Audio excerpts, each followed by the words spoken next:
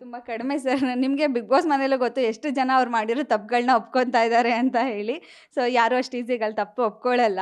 So even ನಿಮಗೆ ಅಲ್ಲೇ ಗೊತ್ತಾಗಿನೇ ಇನ್ನು ಆಚೆ ಪ್ರಪಂಚದಲ್ಲಿ ಅದಕ್ಕಿಂತ ಜಾಸ್ತಿನೇ ಇದ್ದಾರೆ.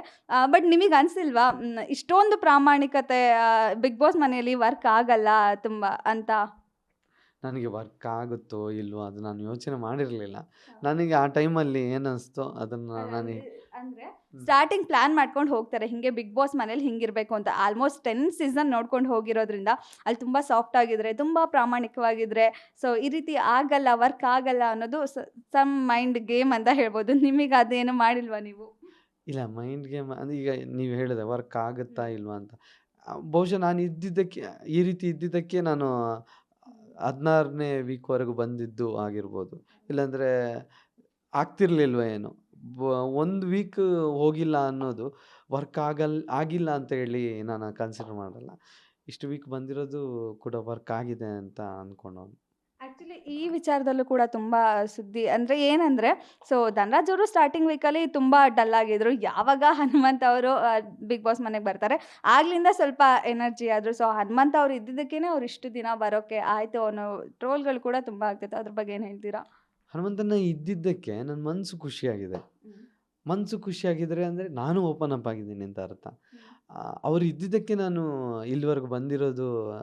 ಅಂದರೆ ಅವರೊಬ್ಬರಿಂದಾಗಿ ಹನುಮಂತ ಇಲ್ಲಂದರೆ ಧನರಾಜ್ ಇಲ್ಲಿವರೆಗೆ ಬರ್ತಿಲ್ಲ ಅನ್ನೋದು ನಾನು ಒಪ್ಕೊಳ್ಳಲ್ಲ. ಯಾಕಂದರೆ ಹನುಮಂತನನ್ನ ದ ಫ್ರೆಂಡ್ಶಿಪ್ ಆದರೂ ಹನುಮಂತನ ಥರ ಆಟ ಆಡ್ತಾರೆ. ನಾನು ನನ್ನದ ರೀತಿಯಲ್ಲಿ ಆಟ ಆಡ್ತೇನೆ. ಇಲ್ಲಾಂದರೆ ಹನುಮಂತನನ್ನ ಇಲ್ಲ ಅಂದಿದ್ದರೆ ಅವನು ಬರ್ತಿರಲಿಲ್ಲ ಅನ್ನೋದಾದರೆ ನಾನು ಕ್ಯಾಪ್ಟನ್ಸಿ ಆಗ್ತಿರಲಿಲ್ಲ, ಉತ್ತಮ ತಗೊಳಕ್ಕಾಗ್ತಿರ್ಲಿಲ್ಲ, ಕಿಚ್ಚನ ಚಪ್ಪಾಳೆ ತಗೊಳಕ್ಕಾಗ್ತಿರ್ಲಿಲ್ಲ. ಅಲ್ಲಿ ನಂದೇ ಒಂದು ಪರ್ಸ್ನಲ್ ಆಟ ಇದ್ದೇ ಇದೆಯಲ್ಲ, ಆ ಕಾಂಟ್ರಿಬ್ಯೂಷನ್ ಇರೋದ್ರಿಂದನೇ ನಾನು ಸರ್ವೈವ್ ಆಗಿದ್ದೀನಿ ಅನ್ನೋ ಥರ ಹೇಳಲಿಕ್ಕೆ ಇಷ್ಟಪಡ್ತೀನಿ.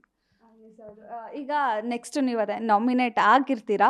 ಹನುಮಂತ್ ಅವ್ರ ಕೈಲಿ ಒಂದು ಆಪ್ಷನ್ ಬರುತ್ತೆ ಫಿನಾಲೆ ವೀಕಿಗೆ ಯಾರನ್ನು ಚಾಯ್ಸ್ ಮಾಡಬೇಕು ಅಂತ. ಸೊ ನಿಮಗಾಗ ಎಲ್ಲೋ ಒಂದು ಕಡೆ ಅನ್ನಿಸ್ತಾ ನನ್ನ ದೋಸ್ತ ಏನಾದರೂ ನನ್ನನ್ನು ಸೆಲೆಕ್ಟ್ ಮಾಡ್ತಾನೆ ಫಿನಾಲೆ ವೀಕಿಗೆ ಅಂತ? ಅನ್ನಿಸ್ಲೇ ಇಲ್ಲ. ಮತ್ತು ನನ್ನ ದೋಸ್ತ ನನ್ನನ್ನು ಸೆಲೆಕ್ಟ್ ಮಾಡಲ್ಲ ಅಂತ 100% ಗೊತ್ತಿತ್ತು. ಯಾಕಂದರೆ ಒಂದು ಮಿಡ್ ವೀಕ್ ಎಲಿಮಿನೇಷನ್ನೇ ರದ್ದು ಮಾಡಿದವನ್ನ ಆ ವ್ಯಕ್ತಿ ತಗೊಳಕ್ಕೆ ಚಾನ್ಸೇ ಇಲ್ಲ ಅಂತ ಗೊತ್ತಿತ್ತು. ಅಕಸ್ಮಾತ್ ನಾನೇನಾದರೂ ಆ ಟಾಸ್ಕ್ ಚೆನ್ನಾಗಿ ಆಡಿ ಪಾಯಿಂಟ್ ಎಲ್ಲ ಗಳಿಸಿ ನಾನು ಅಲ್ಲಿ ಕೂತಿರ್ತಿದ್ರೆ ನನ್ನ ದೋಸ್ತ ನನ್ನೇ ಸೆಲೆಕ್ಟ್ ಮಾಡ್ತಿದ್ದ. ಅದು ಕಾನ್ಫಿಡೆನ್ಸ್ ಇತ್ತು. ಈ ಟೈಮಲ್ಲಿ ಸೆಲೆಕ್ಟ್ ಮಾಡಿಲ್ಲ ಅನ್ನೋದು ನನಗೇನು ಬೇಜಾರು ಇಲ್ಲ. ಮತ್ತು ಅವರು ತಗೊಂಡಿರೋ ಡಿಸಿಷನ್ನಿಗೆ ನಾನು ತಪ್ಪು ಅಂತಲೂ ಹೇಳಲ್ಲ. ಬೇಜಾರಂತ ಅನಿಸ್ಲಿಲ್ಲ. ಅವರ ಡಿಸಿಷನ್ ಏನಿದೆ ಅದನ್ನು ತಗೊಂಡಿದ್ದಾರೆ. ಅವ್ರಿಗೇನು ಅನಿಸ್ತು ಅದನ್ನು ಮಾಡಿದ್ದಾರೆ ಅಂತ ಅನಿಸ್ತು. ಇನ್ನು ಈ ವಿಚಾರವಾಗಿ ಏನು ಅಂದರೆ, ಸೊ ಹನುಮಂತ್ ಅವರು ತುಂಬ ಸ್ಮಾರ್ಟ್ ಗೇಮ್ ಆಡ್ತಾರೆ. ಅಂದರೆ ಅವರಿಗೆ ಕಾಂಪಿಟೇಷನ್ಗೆ ಈಸಿ ಆಗೋರನ್ನ ಚಾಯ್ಸ್ ಮಾಡಿದ್ದಾರೆ ಅನ್ನೋ ರೀತಿಯಲ್ಲಿ ಟಾಕ್ ಆಗ್ತದೆ. ಅದನ್ನ ನೀವು ಒಪ್ಕೋತೀರಾ? ನಾನು ಅದನ್ನು ಅವ್ರ ಹತ್ರನೇ ಕೇಳಿದ್ದೀನಿ, ಹನುಮಂತನ ಹತ್ರ. ಹಿಂಗೆ ಅನಿಸ್ತಿದೆ, ಹಿಂಗಾಗಿ ಆಗಿರ್ಬೋದಾ ದೋಸ್ತ ಅಂತ. ಈ ಮೊಟ್ಟ ತಲೆ ಕೇಳಿಸೋನು ದೋಸ್ತ, ಹಂಗೇನಾದರೂ ಮಾಡ್ತೀನಾ? ಹಂಗೇನಾದರೂ ಅಲ್ಲ, ನಾನು ಇರೋದೇ ಹೀಗೆ, ನನ್ನ ಹತ್ರ ನಂಗೆ ಏನು ಅನಿಸ್ತೋ ಅದನ್ನು ಮಾಡಿದ್ದೇನೆ. ಅವರು ನಾನು ಎಲ್ಲ ಕಡೆ ನೋಡಿದ್ದೇನೆ. ಇಷ್ಟು ವಾರ ಎಲಿಮಿನೇಟ್ ಮಾಡಬೇಕಾದ್ರೆ ಆ ವಾರದಲ್ಲಿ ಜಾಸ್ತಿ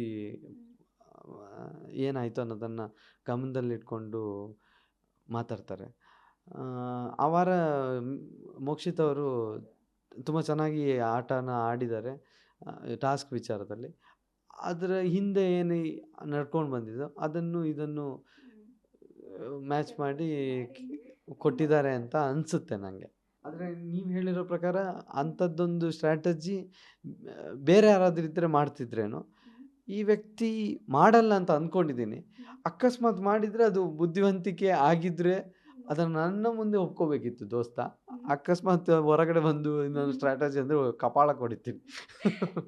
ಈಗ ಅದೇ ತುಂಬ ಜನದ ವಾದ ಕೂಡ ಅದು. ಹನುಮಂತ್ ಅವರು ಅಷ್ಟು ಸ್ಮಾರ್ಟ್ ಇಲ್ಲ, ಅಂದರೆ ಅಷ್ಟೊಂದು ಸ್ಮಾರ್ಟ್ ಇದ್ದಾರೆ, ಅಷ್ಟು ಇನ್ನೋಸೆಂಟ್ ಇಲ್ಲ, ಸೊ ತುಂಬ ಚಾಲಾಕಿ ಇದ್ದಾರೆ ಅಂತ ತುಂಬ ಜನದ ವಾದ. ಬಿಗ್ ಬಾಸ್ ಮನೇಲೂ ಕೂಡ ತುಂಬ ಜನದ ಅಭಿಪ್ರಾಯ ಕೂಡ ಅದೇ. ಸೊ ನೀವು ತುಂಬ ಹತ್ತಿರದಿಂದ ನೋಡಿದ್ದೀರಾ, ನಿಮ್ಗೆ ಏನು ಅನಿಸುತ್ತೆ? ಹೌದಾ? ಚಾಲಾಕಿ ಇದ್ದಾರೆ, ಮುಗ್ಧತೆನೂ ಇದೆ, ಚಾಲಾಕಿತನೂ ಇದೆ. ಮತ್ತು ನನಗೆ ಹನುಮಂತಣ್ಣ ಈ ನಮ್ಮ ಏನು ಜನ್ರೇಷನ್ ಅಥವಾ ಈಗ ಅಂಗಿ ಲುಂಗಿ ಅಥವಾ ನಾನು ಒಂದು ಸ್ವಿಮ್ಮಿಂಗ್ ಪೂಲಲ್ಲಿ ಹೋಗಿ ಕೈ ತೊಳೆಯೋದು, ಅಥವಾ ಮರ ಹತ್ತೋದು, ಅಥವಾ ಮಣ್ಣು ತೆಗೆದು ಸ್ನಾನ ಮಾಡದೇ ಇರೋದು, ನಾನು ಇರೋದು ಹೀಗೆ ಅನ್ನೋ ಥರ ಹೇಳಿದಾಗ ಅವ್ರನ್ನ ಅವ್ರ ಥರನೇ ಇರೋದಕ್ಕೆ ಬಿಡಬೇಕು ಅಂತ ಅನಿಸುತ್ತೆ. ಈ ವಿಚಾರನೇ ತುಂಬ ಟ್ರೋಲ್ ಆಗೋದು. ಅವ್ರು ಅಷ್ಟು ರಿಯಾಲಿಟಿ ಶೋಸ್ಗಳೆಲ್ಲ ನೋಡಿದ್ದಾರೆ, ಅಷ್ಟು ಸಿಟಿಲಿದ್ದಾರೆ. ಸೊ ಇಷ್ಟು ಅವರಿಗೆ ಗೊತ್ತಿರಲ್ವಾ ಅನ್ನೋದೇ ಒಂದು ಕ್ವಶನ್ ಮಾರ್ಕ್ ಥರ ಇರುತ್ತೆ. ಅದೇ ಈಗ ಹೇಳಿದ್ರಿ ಅಲ್ಲ, ಸ್ವಿಮ್ಮಿಂಗ್ ಪೂಲಲ್ಲಿ ಕೈ ತೊಳೆಯೋದಾಗಲಿ, ಅವರು ವೆಸ್ಟರ್ನ್ ಟಾಯ್ಲೆಟ್ ಯೂಸ್ ಮಾಡೋಕ್ಕಾಗಲ್ಲ, ಮರ ಹತ್ತೋದು ಈ ರೀತಿ ಎಲ್ಲ. ಸೊ ಅವರು ಇಲ್ಲ ಬೇಕು ಅಂತಲೇ ಮಾಡ್ತಾರೆ ಅನ್ನೋದು ಕೂಡ ಒಂದು ರೀತಿಯಲ್ಲಿ ಆಗುತ್ತೆ. ನೋಡಿ, ವೆಸ್ಟರ್ನ್ ಟಾಯ್ಲೆಟ್ ನಾನು ಕ್ಲಿಯರ್ ಮಾಡ್ತೀನಿ. ಆ ವೆಸ್ಟರ್ನ್ ಟಾಯ್ಲೆಟ್ ಬಗ್ಗೆ ನಾನೇ ಹೋಗಿ ಹೇಳಿರೋದು. ಅದು ಕ್ಯಾಪ್ ತೆಗೆದು ಟಾಯ್ಲೆಟ್ ಯೂಸ್ ಮಾಡಿ, ಇಲ್ಲಾಂದರೆ ಎಲ್ಲರೂ ಜನ ಬೈತಾರೆ ಅಂತ. ಅಲ್ಲಿಂದ ಆಯಿತು ಅಂತ ಹೇಳಿ ಬರ್ತಾರೆ. ಅದು ಮರ ಹತ್ತೋದು ಒಂದು ಅವ್ರು ಕುರಿ ಕಾಯಬೇಕಾದ್ರೂ ಮರ ಹತ್ಕೊಂಡು ಏನಾದರೂ ಮಾಡ್ತಾರೆ. ಆ ಮರ ಹತ್ತಬಾರ್ದು ಅನ್ನೋ ಒಂದು ರೂಲ್ಸ್ ಇದೆ ಅಂತ ನಮಗೆ ವೀಕೆಂಡಲ್ಲಿ ಎಚ್ಚರಿಕೆ ಕೊಟ್ಟದಾಗಲೇ ಗೊತ್ತಾಗಿದ್ದು. ಇವನ್ ನನಗೂ ಅದನ್ನು ಅಬ್ಸರ್ವ್ ಮಾಡಿರಲಿಲ್ಲ. ಅದು ಬೇಕು ಅಂತ ಮಾಡಿದಲ್ಲ, ಮನುಷ್ಯ ಇರೋದೇ ಹಾಗೆ ಓಡಾಡ್ತಿರ್ಬೇಕು, ನಂಗೆ ಬಿಟ್ಬಿಟ್ರೋ ನಾವು ಹೋಗ್ತೀನಿ ಅನ್ನೋ ಥರ ಅಂದ್ಕೊಳ್ಳೋರು. ಮತ್ತು ನೀರಲ್ಲಿ ಸ್ವಿಮ್ಮಿಂಗ್ ಪೂಲಲ್ಲಿ ಕೈ ಕೈ ತೊಳೆಯೋದು ಏನಿದೆ,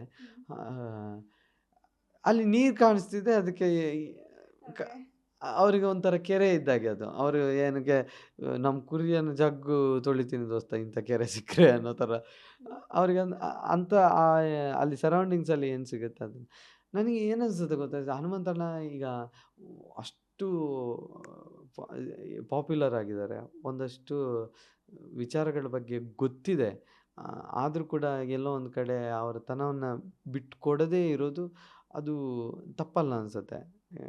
ಈಗ ಆ ವ್ಯಕ್ತಿಗೆ ಹಳ್ಳಿಯಲ್ಲಿರೋದೇ ಇಷ್ಟ. ಇಲ್ಲಿ ಬೆಂಗಳೂರಿಗೆ ಬಂದರೆ ನಂಗೆ ಆಗಲ್ಲ ದೋಸ್ತ, ಒಂದು 3 ದಿನ ಇದ್ರೆ ಆಗಲ್ಲ, ಇಲ್ಲಿ ಊಟ ಸೆಟ್ ಆಗಲ್ಲ, ನನಗೆ ಇರೋಕ್ಕಾಗಲ್ಲ, ನಾನು ವಾಪಸ್ ಮನೆಗೆ ಹೋಗ್ತೀನಿ. ಲೈಫಲ್ಲಿ ಫಸ್ಟ್ ಟೈಮ್ ಮನೆ ಬಿಟ್ಟು ಊರು ಬಿಟ್ಟು 3 ತಿಂಗಳ ಮೇಲೆ ಇದ್ದೇನೆ ಅಂದರೆ ಅದು ಬಿಗ್ ಬಾಸ್ ಮನೆಯಲ್ಲಿ. ಇಲ್ಲಿವರೆಗೂ ನಾನು ಎಲ್ಲೂ ಕೂಡ ಹೋಗಿಲ್ಲ. ಯಾವುದೋ ಒಂದು ಕತೆ ಹೇಳಿದ್ರು, ನಾನು ಗೋವಾಕ್ಕೆ ಹೋಗಿದ್ದೆ, ಆ ಟೈಮಲ್ಲಿ ಇರೋಕ್ಕಾಗದೆ ಮತ್ತೆ ಮನೆಗೆ ಬಂದೆ, ಮನೆಯವ್ರ ಹತ್ರ ಹೇಳಿದೆ, ಆಮೇಲೆ ವಾಪಸ್ ಬಂದಿದ್ದು ಇದೆ ಅಂತ ಕತೆ ಹೇಳಿದರು.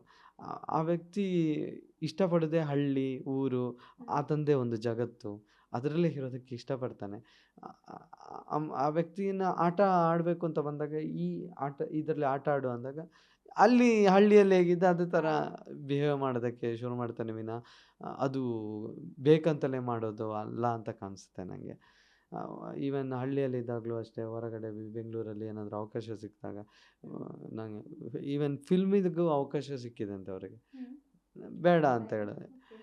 ಅಕಸ್ಮಾತ್ ಹನುಮಂತಣ್ಣ ಒಂದು ಎಲ್ಲ ಗೊತ್ತಿದ್ದು ಏನೋ ಮಾಡ್ತಾನೆ ಹಾಗೆ ಹೀಗೆ ಅಂತ ಹೇಳೋ ರೀತಿ ಇದ್ದಿದ್ರೆ ಇಂಥದ್ದೆಲ್ಲ ಟ್ರೈ ಮಾಡ್ತಿದ್ರು ಅಂತ ಅನ್ಸುತ್ತೆ, ಅವಕಾಶಗಳು ತುಂಬ ಯೂಸ್ ಮಾಡ್ತಿರಿದ್ರು ಅಂತ. ಮೇ ಬಿ ನೀವು ಇದ್ದಿದ್ದಕ್ಕೆ ಅವರು ಅಷ್ಟು ದಿನ ಕಂಫರ್ಟಬಲ್ ಆಗಿ ಬಿಗ್ ಬಾಸ್ ಮನೆಯಲ್ಲಿ ಇದ್ರು ಅಂತ ಅನಿಸುತ್ತೆ.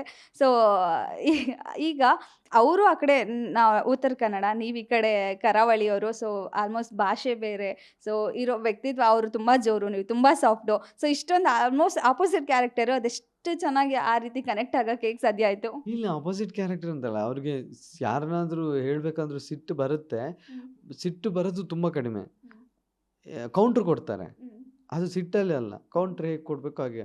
ಸಿಟ್ಟು ಬಂದಿದ್ದು ನಾನು ನೋಡಿದ್ದು ತಂಗಿ ಜಿಂಕೆಯನ್ನು ಸ್ವಿಮ್ಮಿಂಗ್ ಪೂಲಿಗೆ ತಳ್ಳಿದ್ದಿದ್ದೆ, ಆವಾಗ ಸಿಟ್ಟು ಬಂದಿದ್ದೆ ವಿನ, ಸಿಟ್ಟು ಬಂದಿದೆ ಅಂದರೆ ತಲ್ಲಿ ಆಫು, ಆ ಟೈಮಲ್ಲೆಲ್ಲ ಸಿಟ್ಟು ಬಂದಿದೆ ವಿನ ಬೇರೆ ಮತ್ತೆ ಎಲ್ಲ ವಿಚಾರದಲ್ಲೂ ನಾವಿಬ್ಬರು ಸೇಮ್ ಟು ಸೇಮ್ ಅಂತ. ಅವ್ರಿಗೂ ಮಾತಾಡೋ ವಿಚಾರದಲ್ಲಿ ಆಗಲ್ಲ, ನನಗೂ ಜಾಸ್ತಿ ಮಾತಾಡೋಕ್ಕೆ ಬರಲ್ಲ, ಎಷ್ಟು ಬೇಕೋ ಅಷ್ಟರಲ್ಲೇ ಇರೋರು. ಆಮೇಲೆ ಅವರ ಯೋಚನೆಗಳು ಒಂದೇ ಥರ ಇರುತ್ತೆ, ನನ್ನ ಯೋಚನೆಗಳು ಒಂದೇ ಥರ ಇರುತ್ತೆ. ನನಗೆ ಏನಂದರೆ ಓಕೆ,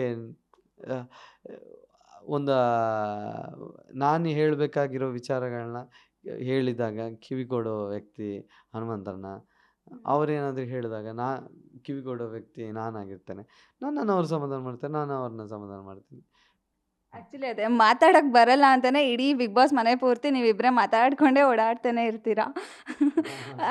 ಈಗ ಇನ್ ಕೇಸ್ ಹನುಮಂತ ಅವರು ಬಿಗ್ ಬಾಸ್ ಮನೆಗೆ ವೈಲ್ಡ್ ಕಾರ್ಡ್ ಎಂಟ್ರಿ ಮೂಲಕ ಬಂದಿಲ್ಲ ಅಂದಿದ್ರೆ ನೀವು ಬೇರೆ ಯಾರ ಜೊತೆ ಇಷ್ಟೊಂದು ಕ್ಲೋಸ್ ಆಗ್ತಾಯಿದ್ರಿ?